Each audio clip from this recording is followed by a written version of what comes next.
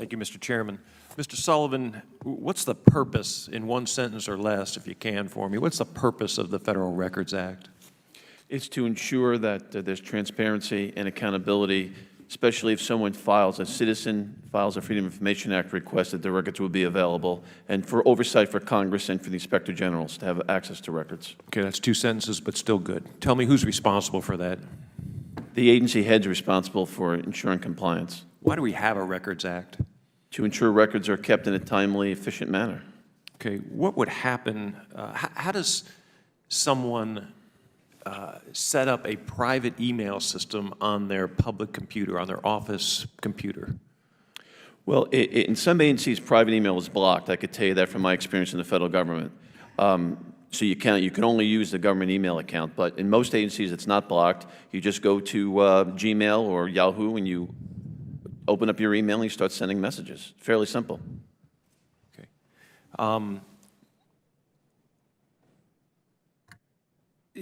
My understanding is that there is a policy that was issued by the President of the United States that would prohibit private emails on government computers, federal government computers. Well, it's my understanding, sir, to be technical, I think it's to prohibit the use of government business and private email accounts. I don't think there's a presidential directive that you can't check your personal email on a government computer. Okay, so say that again. What is the directive? The prohibition is you cannot conduct government business using private email accounts. And if someone used a private email account on their government computer, they're sending that email typically to other people in government.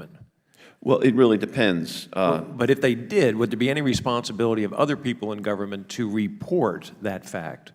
I think if you're a member of that agency, it would be, but if you're sending it to another government agency, I don't know. I think we get a little murky at that point. But you can see clearly on the email account where it's coming from.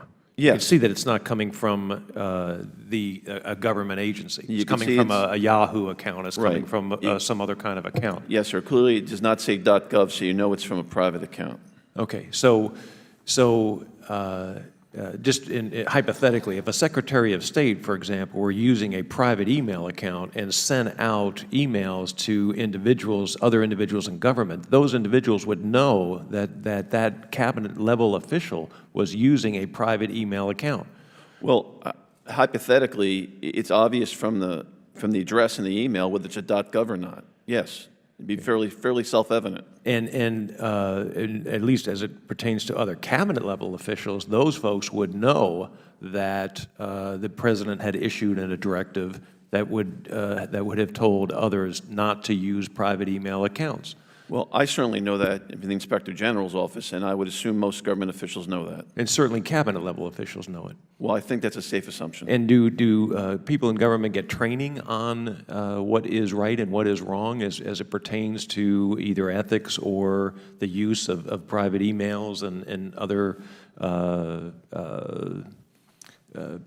appropriate uses of resources? It's required training.